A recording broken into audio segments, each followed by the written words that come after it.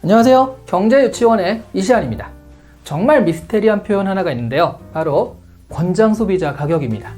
권장소비자 가격은 도대체 누가 권장하는 걸까요? 비슷한 표현으로요. 희망소비자 가격이라는 말도 있죠. 아무도 희망하지 않을 듯한 비싼 가격으로 희망소비자 가격이란 말은 좀 안 맞는 것 같은 느낌이 들잖아요. 영어에 MSRP라는 표현이 있습니다. 바로 요거 Manufacturers Suggested Retail Price인데 아마 이 표현이 권장 소비자 가격으로 번역이 된 것이 아닐까 싶습니다. 그렇다면 가격은 누가 정할까요? 경제학에서는요, 수요와 공급의 균형이 맞을 때 가격이 정해진다라고 말을 하죠.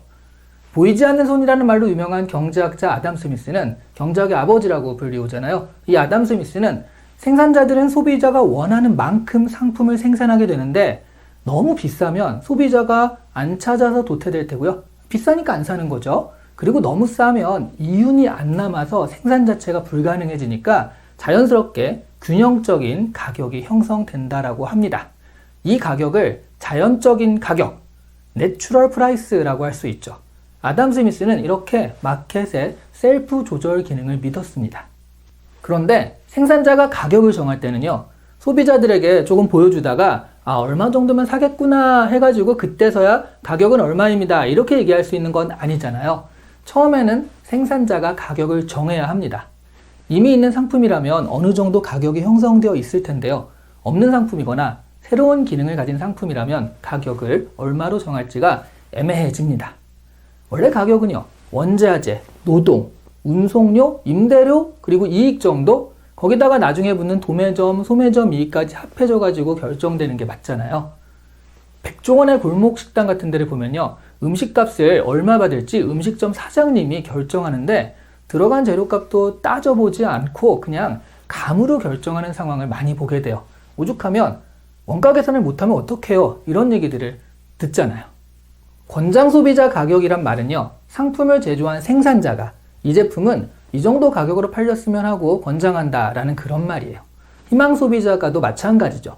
생산자의 희망인 거예요. 그래서 소비자의 희망과 좀 다르긴 합니다.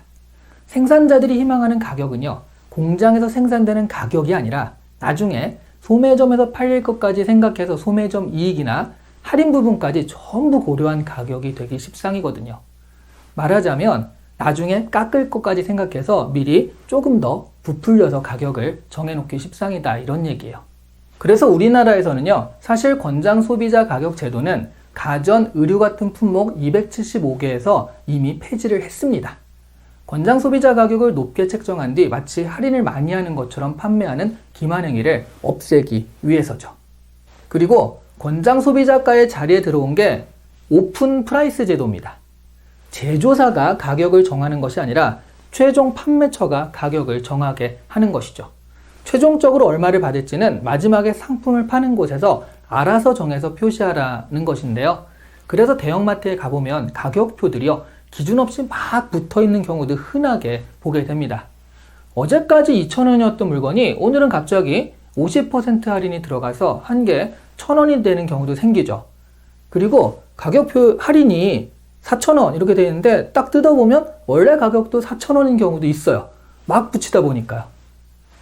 편의점 같은 경우도 1+1, 2+1 이런 프로모션을 통해서 제품의 가격을 조절하기도 합니다. TV 같은 전자제품은 더더욱 심해서요. 알아보는 데마다 다 가격이 다르잖아요. 오죽하면 전자제품 판매원들의 단골 멘트가 얼마까지 알아보고 오셨어요? 이거일 정도니까요. 결국 지금 가격은요, 소매점이 어떻게 정하느냐에 따라서 정해지고 있다는 거죠. 스마트폰도 처음 발표될 때는요, 얼마다 하고 정해져 있지만 나중에 소매점으로 가면 이런저런 구실, 그리고 이런저런 지원 이런 것들을 붙여서 실제 소비자가 구입할 수 있는 가격이 상당히 유동적으로 바뀌잖아요. 그러면 소매점은 가격을 어떻게 붙이는 것이 가장 유리할까요? 소비자가 그 상품에 얼마까지 낼 수 있는지 알아보고요, 딱 그 마지노선에 맞춰서 가격을 붙이는 것이 가장 유리할 것입니다. 예를 들어 사람들은 커피 가격에 3,000원까지 쓸 수 있고 이보다 비싸면 직장에 있는 믹스커피를 먹을 것이다 라고 한다면 카페 입장에서는요, 커피 값을 3,000원 이상 책정하기는 어렵겠죠. 그래서 소비자들이 각 상품에 얼마까지 쓸 수 있나 아는 것이 중요합니다. 하지만 소비자들이요, 나는 그 상품에 이 정도까지 쓸 수 있어 라고 순순히 알려주진 않습니다. 설문조사를 해봤자 사실대로 쓰지도 않아요. 결국 그래서 판매처들은 일단 팔아보고 너무 비싸다는 말이 돌면 살짝 가격을 내려가면서 소비자들이 움직이는 가격대를 찾아가곤 합니다. 그러면 여기서 문제를 하나 드릴게요. 이 이야기는요, 팀 하포트의 경제학 콘서트에서 소개된 이야기인데요. 커피가 3,000원이면 사 먹을 사람이 있고요. 4,000원까지도 사 먹을 사람이 있습니다. 그런데 이 사람이 6명인 거예요. 그리고 이 사람은 4명인 거죠. 그렇다면 커피 값으로 얼마를 정하는 것이 좋을까요? 그냥 생각해보면 3,000원짜리 6명이면 18,000원이고 4,000원짜리 4명이면 16,000원이니까 이게 그래도 낫겠구나 라고 정해지기도 하고요. 아니면 또 그러면 중간에 3,500원을 받아볼까 이렇게 생각하시는 분도 있겠죠. 이게 옳은 선택일까요? 아닙니다. 현대 경제는 그렇게 순진하게 돌아가지 않습니다. 6명한테는 3,000원을 받고요. 4명한테는 4,000원을 받는다. 이것이 경제학적으로 가장 옳은 전략입니다.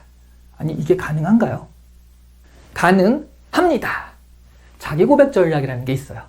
소비자들이요, 자신이 그 상품에 얼마를 쓸 수 있을지 스스로 고백하게 하는 전략인데요. 스타벅스 예를 들면 스타벅스에 처음 간 분들은 정신없이 많은 메뉴에 놀라실 겁니다. 그리고 자꾸 뭘 물어보죠. 이거 하시겠습니까? 저거 하시겠습니까? 하고요. 메뉴표상은 단순하게 보이게 되어 있지만 선택사항이 정말 많거든요. 커피에 4,000원 정도가 한계다. 이거 이상 쓸 수 없다 하시는 분은요, 아메리카노를 시키면 되잖아요. 그런데 커피에 7,000원도 쓸 수 있다 하시는 분들은 화이트 초콜릿 모카 프라푸치노 벤티 사이즈를 시키시면 됩니다. 같은 바닐라 라떼라도요, 그냥 시킬 수도 있고요. 크림을 올리거나 돈을 더 내고 샷을 추가할 수도 있습니다. 그리고 사이즈별로 가격도 다 다르죠. 그러니까 4,000원대부터 7,000원대까지 거의 몇백 원 단위로 스타벅스 커피를 구성할 수가 있습니다. 이것을 자기 고백 전략이라고 부르는 거예요. 그러니 상품을 파는 입장에서는요, 아메리카노 하는 주문은요, 나는 커피에 4,000원까지 쓸 수 있는 사람입니다 라고 말하는 것처럼 들리고요. 캐러멜 프라푸치노 주세요 라는 주문은 나는 커피에 거의 7,000원까지도 쓸 수 있습니다 라고 말하는 것으로 들린다는 거죠. 그것이 상품에 다양한 옵션이 존재하는 이유입니다. 몇천 원짜리 상품을 정할 때도요, 이렇게 균형 가격을 찾아가는 것에 많은 전략과 합리성이 필요한데요. 정말 이상한 건요, 생애 최대 소비가 보통 되는 자신의 집을 사거나 아니면 땅을 살 때 물건을 살펴볼 시간조차 별로 없다라는 거죠. 집 보러 갔다가 누가 살고 있는 경우에는 10분도 제대로 못 보고 쫓기다시피 해서 나올 때도 많습니다. 그러다 보니까 이 가격이 적정한가에 대해서 생각할 겨를과 시간이 없어요. 참 아이러니한 일이라고 할 수 있습니다. 오늘 이시안의 경제유치원은 여기까지입니다. 컨텐츠가 유익하고 재미있으셨다면 좋아요와 구독 부탁드리고요. 다른 분들에게도 많이 알려주시길 바랍니다. 감사합니다.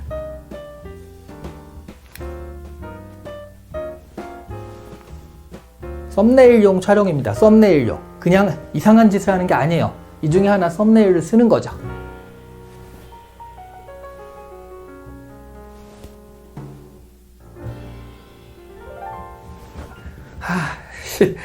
자괴감이 든다. 이렇게까지 해야 되나?